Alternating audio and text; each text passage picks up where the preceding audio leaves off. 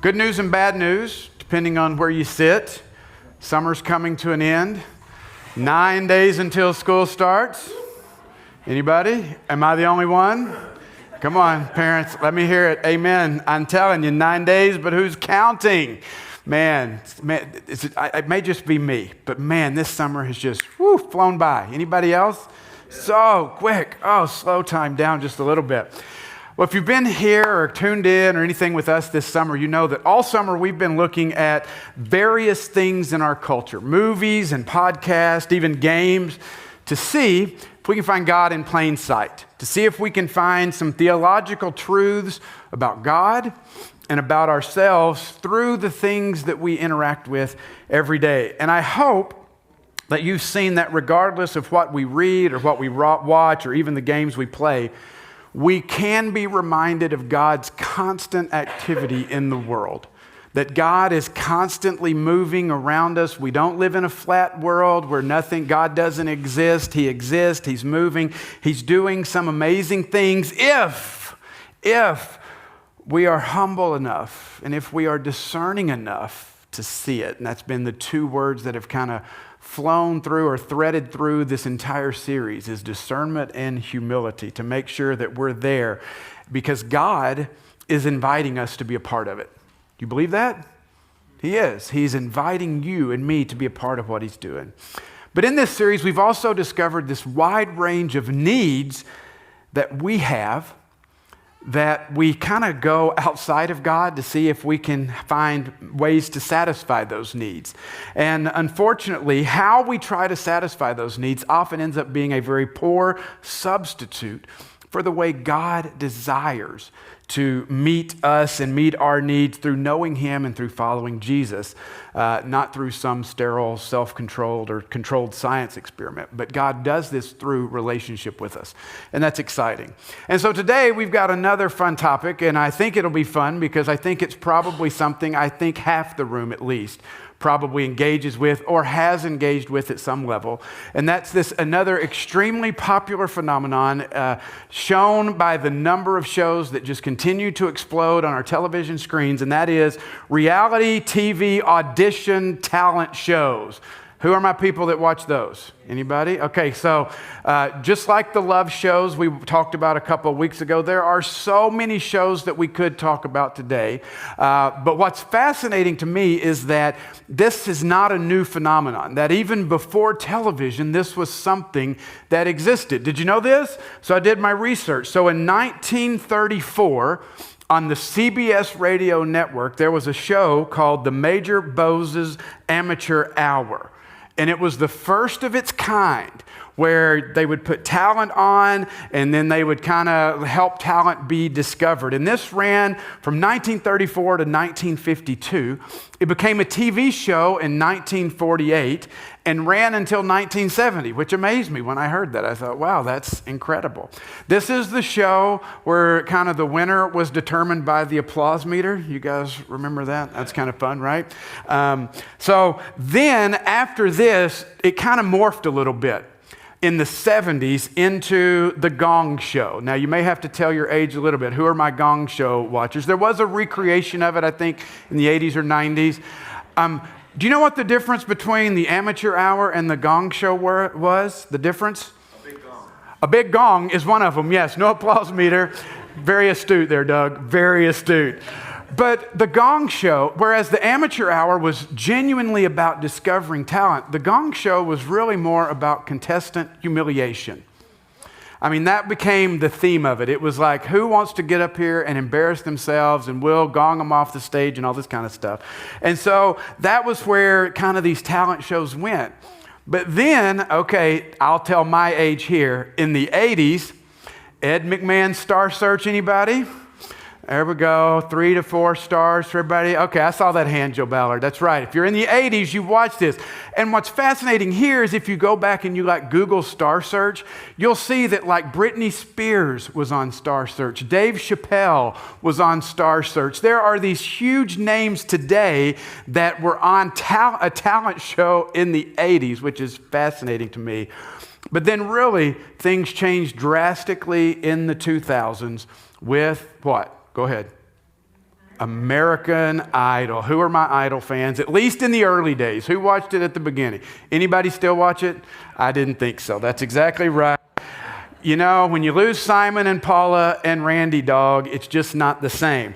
So, American Idol, though, kind of burst the dam of reality talent competition shows, because now you can go out and you can see X Factor or Sing Off or So You Think You Can Dance or America's Got Talent or Britain's Got Talent or The Voice.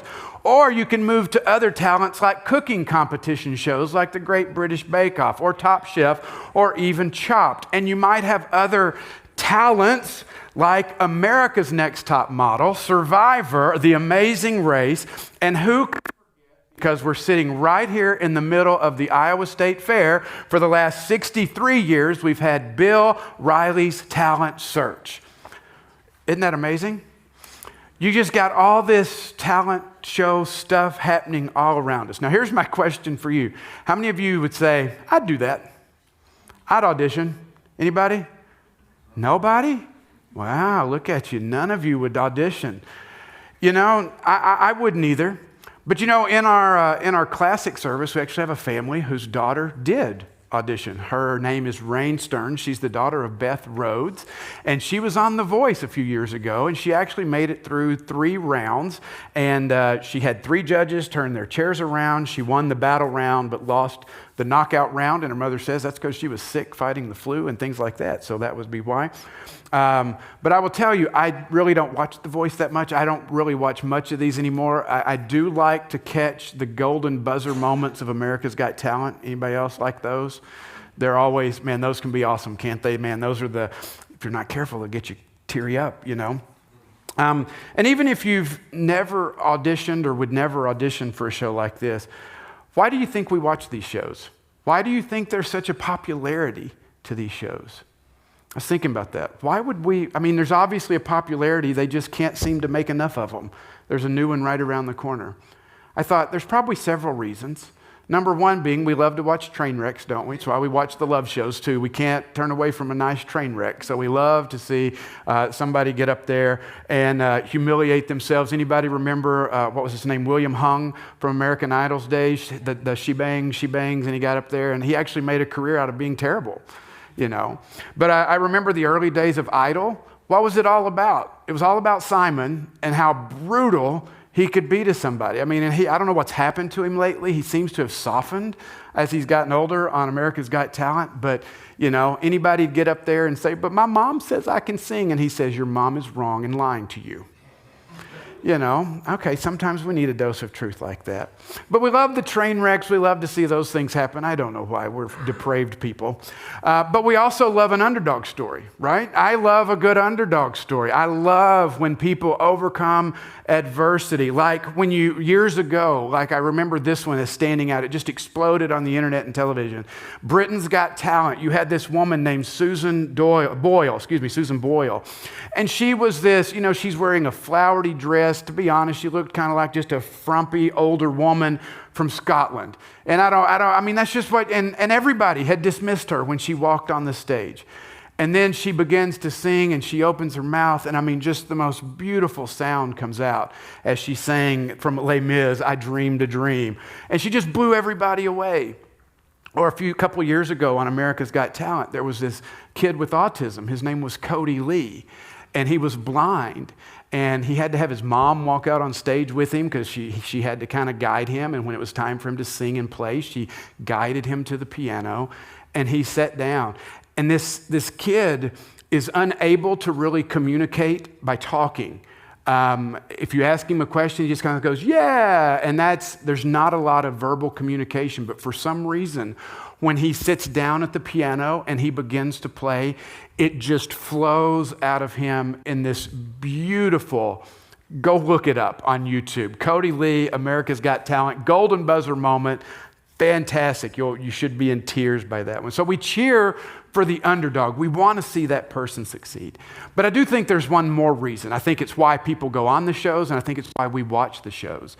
It's because it reveals within us this desire for significance. It reveals that there's something within us that says, I want to matter. And we watch these shows because we think If they can make it, they're a nobody. You know, there's this young girl from Chakota, Oklahoma, and she happens to go on American Idol years ago, and if she can make it, then we all can make it. Not really, because that was Carrie Underwood, you know. But we put our hopes and our dreams in that person. But why do we do that?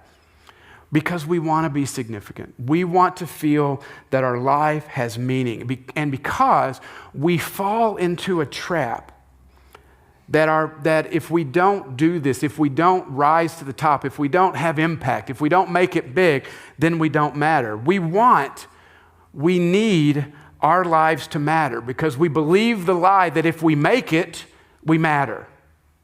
We buy into that. If I make it, we matter. If I'm well known, if I have 1 million followers, if I'm an influencer, if I do this, then my life counts. Otherwise, I'm just taking up space and it doesn't matter. Now, let me qualify this. I don't think that means everybody that goes on this show is, you know, some raging narcissist or has this deep hole in their lives. No, I think some people have genuine talent and look to be discovered. But I think it does highlight for us the hole that we have, that each of us have in some way, where we look and we say, I want to matter. I want my life to count. And I think that's one of the reasons why we have a generation of influencers and TikTokers. And if you missed our message on social media a few weeks ago, go back and listen to that because the damage that I think this is doing to society, especially with our kids, is tremendous, and we want to pay attention to that.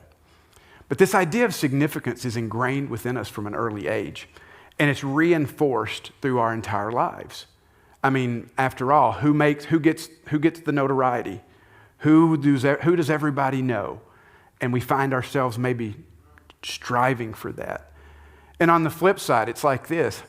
How often do you hear about the mom and pop who had a shop their entire life? They had a good shop. It met a need in the community. They had their regular customers. They just had their one single shop. They ran it their entire lives. It provided their income. They were able to have a decent life and provide for their families. And when it came time to retirement, they just decided, we're going to shut it down and move on. A lot of times we look at that and we go, well, what's wrong with you? Why would you do that? Why wouldn't you grow bigger, get a bigger building, expand, go somewhere else, do something else? Even just recently, you guys know we have this nice little fun shack out here called Ashworth Snow. Fun little business. That's right, manager sitting right there. Way to go, Keegan. She's been amazing this summer. Ashworth Snow. Recently, somebody stopped in the church, and they were talking to me about Ashworth Snow, and they said, "Do you know what you need to do? You need to franchise that." Now, some of you are sitting there like, oh gosh, Brent, no. We know you. You never back down from a challenge. No, I sat there and I thought to myself, why? Why? It funds itself, provides jobs for semi-reliable teenagers in the community. Can I get an amen, Keegan? When we started this 7 years ago, we're about to wrap up our 7th season. When we started this, our goal was a couple of things: to create a space in the community, in our neighborhood, where people could come and hang out and just gather. And, because Brent had a large family, to provide an affordable treat for large families so that you didn't have to take out a second mortgage just to have some shaved ice or ice cream. And you know what? We've met those objectives. We do that. Often throughout the summer, I drive by or I sit down in my office and I'm looking out the window and I see multiple picnic tables covered with people, families sitting down, engaging in conversation. Why would I need to make it bigger? You know why? Because we feel like that unless you do, it doesn't matter. Well, what good is just one shop when you can have 4? That's ingrained within us. We believe that significance comes from always being up and to the right. Bigger has to be better, right? But I looked and I said, no, I don't think we'll franchise, primarily because I know what the headache 1 is and I couldn't imagine the headache of 3. But we're meeting our objectives. We don't have to always think it has to be more. And so it led me to the question, why does contentment seem to be so elusive to us when it comes to our significance? Why is it that when we want to matter, we should feel like we matter, and yet so often we feel like we don't? And finding that place of contentment is just always just a little bit out of reach. I can't quite get there. Now, I realize I've lost some of you because you're still dumbfounded by the fact that I didn't jump onto franchising that thing, but we're not, trust me. Not everything has to go by the world's definition of success. But if I'm honest, I often feel that tug. Those questions that just plague me. Have I done enough? Is our church big enough? Could Snow or the Learning Center be bigger? If they were, would I matter more? Have I made a difference? My life had an impact? Is my life counting? Am I significant? Am I the only one that ever struggles with some of these questions? No. Something amazing about those questions, isn't it? It's amazing how in seasons of contentment, in seasons when you feel good, those questions don't even seem like they're even near you, do they? But allow one little thing to hiccup in your life, and those questions are just right there, like they've been sitting in the back of your mind, just ready to come forward to ask you or to condemn you or point out to you, yeah, your life really isn't what you think it is it? Wow. Sorry, I'm getting heavy today, aren't I? But this is the human condition. It really is. And I want you to know, if you struggle with some of these questions, if you feel this way, you're not alone. In fact, it is the human condition. It's been plaguing humanity from the moment God breathed breath into our lungs. If we take a trip back to Genesis chapter 3 and we look at what happened there, we really begin to understand where this wells up from within us, because here you find two people living in perfection, and you have this tricky serpent that pops out from nowhere to challenge what God has says. Look at this. It's Genesis 3, 1 through 7. It says, "Now the serpent was more crafty than any of the wild animals the Lord God had made. He said to the woman, 'Did God really say, you must not eat from any tree in the garden?' The woman said to the serpent, 'We may not eat from the trees in the garden, but God did say, you must not eat from the fruit, from the tree that is in the middle of the garden, and you must not touch it or you will die.' 'You will not certainly die,' the serpent said to the woman, 'for God knows that when you eat from it, your eyes will be opened and you will be like God.'" You can interpret that your life will now matter. You'll know good from evil. "And when the woman saw the fruit of the tree was good for food and pleasing to the eye and also desirable for gaining wisdom, she took some and ate it. She gave it to her husband who was with her, and he ate it, and the eyes of both of them were opened, and they realized they were naked. So they sewed fig leaves together and made coverings for themselves." What was this lie? What was the lie in the garden? What is it? It's just this: God's holding out on you. God's holding out on you. You are insignificant now, but you can be more. You can be more, and more is better. And ever since this moment, we've been trying to figure that out, how to be more. And what drives this feeling of inadequacy, what drives that in us, we find that when we feel that way, then we want to achieve. And we do things like bending ourselves into a pretzel to try to win the approval of others, to get people to like us, to look just right and act a certain way. We long for acceptance, approval, achievement, thinking that is where significance is found. But do you want to know the dirty little secret? It's not. It's not. Success, fame, popularity, money, all those things make big promises but leave you empty and wanting.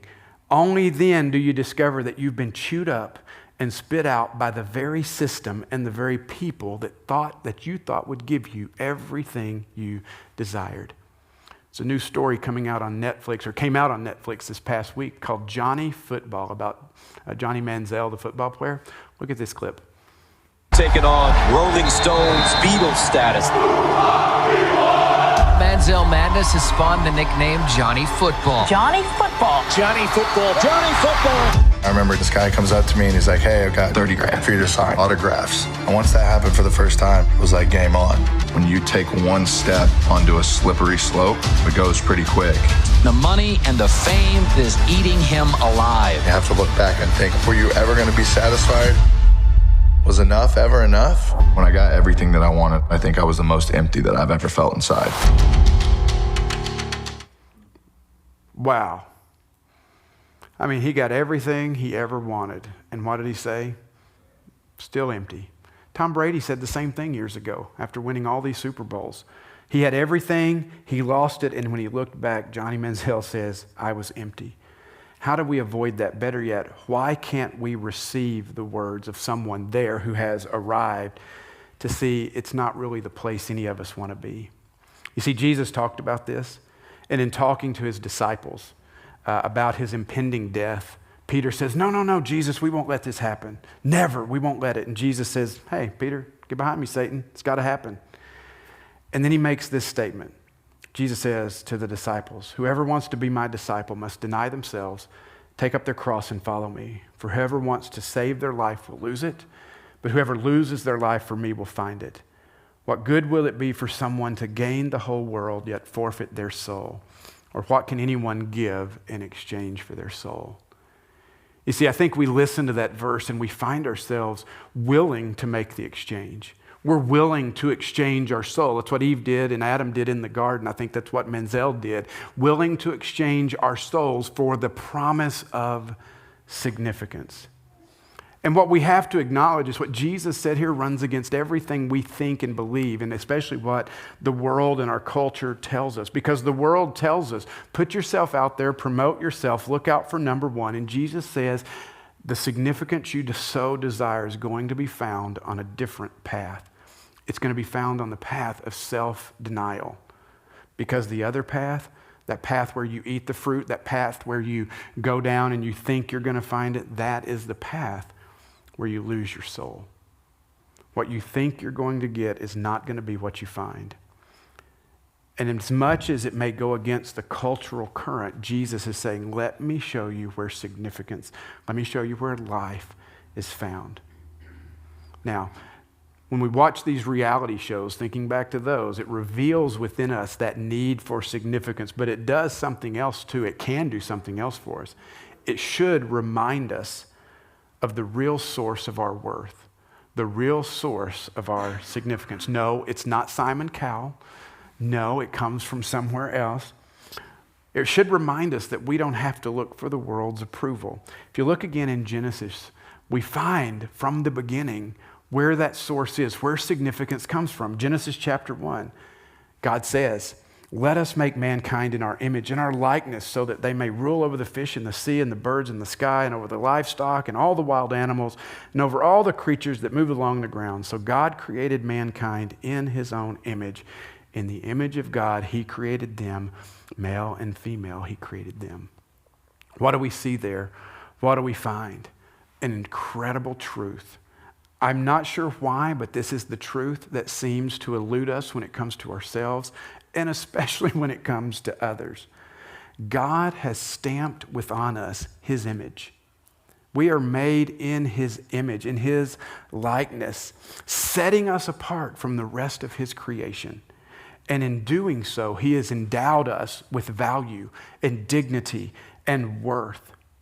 I read somewhere this week, somebody said it this way. They said, if God is of great and inestimable worth, then human beings made in his image must be of immense value too. You see, one of Satan's most effective lies is getting you to believe that your value is based somewhere else, on your behavior, on your achievement. But God says, no, your value is what I say it is. God says, I give you your value. I created you, and I get to say so. As a parent, is there anything more frustrating than talking with your child, trying to show them how much you love them, how much value they have, how important they are when they've bought into the lies of their friends? When they look at you and they say, no, it's not true. You just say that because you're my dad. You just say that because you're my mom. How frustrating as a parent when you know, I know you, I created you, you were in me, you were a part of me, and I can tell you, I know how much value you have. And that's exactly what God is doing for us. He looks to us and he says, all this garbage over here that says this is where your value is found. No, look to me. Trust me. I know you, I created you. I gave you the value that you have. That's what God is trying to do. Yet, for some reason, we continue to look for other ways to find that value. And you know, one of the terrible side effects of constantly looking for our significance outside of God is in doing this, we feel like in order to build ourselves up, we have to push other people down. And I can't celebrate with you in your victories. I can't celebrate with you in the good things that happen in your life because those threaten me. They threaten my significance. They threaten my worth. So don't tell me you did anything good because it's not as good as me. Have you been around those people? I have. They're not fun to be around. But that's our struggle. That's our challenge. We can't celebrate with others, their joys, because we have to criticize and critique because we have to build ourselves up. But look at the Bible. And when we look at the Bible, we're able to see how people saw themselves. Now, they weren't perfect, but they obviously had an insight into something that I think we miss at times. For example, Jesus is on the scene, he's ministering, and John the Baptist, his cousin, he's been ministering 6 months longer at least before Jesus. And John's got his own followers, and he's baptizing folks, and things are going well. And one of John's disciples comes to him and says, "Hey, John, hey, ho, ho, ho, ho. You know, there's this guy, Jesus. He's stealing some of your followers, man." Now, what would we do in our world today? We'd just have to go on a social media campaign to trash somebody, wouldn't we? We'd pull out all the stops to take them down. You know what John the Baptist said? John's response was, you know what? He must increase, and I must decrease.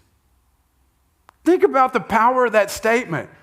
The solidity that you have in your own significance to be able to look at somebody and say, yeah, great. You go, Jesus. He's going to increase. I'm going to decrease. That's great. Man, that is a secure person right there. That is a secure person that can do that. You know another one? Paul, the Apostle Paul. You got to love Paul because he'll tell you how great he was and then tell you why it wasn't that important. And that's exactly what he did. And he writes in, I think it's Philippians, he writes this, he says, "Whatever were gains for me, I now consider loss for the sake of Christ. What is more, I consider everything a loss because of the surpassing worth of knowing Christ my Lord, for whose sake I've lost all things. I consider them garbage that I might gain Christ and be found in him, not having a righteousness of my own that comes from the law, but that which is through faith in Christ." I mean, Paul is saying here, look, he'll tell you in multiple places, I was a Pharisee of Pharisees. I had it all going for me. My life was great. I was excelling in everything, and all of it was garbage when compared with the possibility of knowing Jesus. And how can they make these statements? How can they say such things? Because they knew that the approval of man was insignificant, because it doesn't matter as long as God looks at you and says, you know what, I made you, I love you, you are mine. And you can continue to go forward and see how is this played out, because you could look even at the story of the Bible, the coming of Jesus on the scene, him laying down his life for you. You realize you were worth dying for. You were worth dying for. Before you ever did anything good, before you ever deserved it, before you ever did anything, God looked at you and said, you are valuable enough for me to save. And he did. How powerful is that? Sit in that moment for just a second. You were worth dying for. Make you a little uncomfortable? Does it make you feel peace, joy? It's an important thing. Your worth, your values, not determined by your net worth, your GPA, your good deeds, how many people you please. All the things the world uses to measure worth, to determine how valuable you are not the measures that God uses. As I said, you have been stamped with his image. And over you're told that you're a child of God. You are significant right there. So, the final thing I think these reality shows us is just simply this. When we move from the lie to the truth, you know what we find? Freedom. Anybody want some freedom? Anybody like the freedom thing? Yeah, me too. We're going to talk more about this in depth in a couple of weeks, but you know, freedom is so significant. When you find yourself being bound up by a lie, that's exactly what you are, bound, bondage, slavery. But when you finally break free from that lie that your significance is found outside of God and you go, oh no, I am who God says I am, you can take a real good deep breath and relax. You understand that you don't need an audience to vote you through to the next round. You can be free. Free to be who you are, free to be where you are, free to be who God created you to be. Isn't that amazing? And I could show you verses, I'm going to jump ahead here, but over and over where, Jesus says you're free. John 8, Jesus does say, he says, to the Jews who believed him, Jesus said, if you hold to my teaching, you're my disciples, then you will know the truth, and the truth will set you free. Knowing the truth of God's grace, his love, his mercy, all these things. And you know what some of this truth is? It's truth like Titus 3. But when the kindness and love of God our Savior appeared, he saved us not because of righteous things we had done, but because of his mercy. Isn't that powerful? That means something. Colossians 1. Once you were alienated from God, you were enemies in your minds because of your behavior, but now he has reconciled you by Christ's physical body through death to present you holy in his sight without blemish and free from accusation.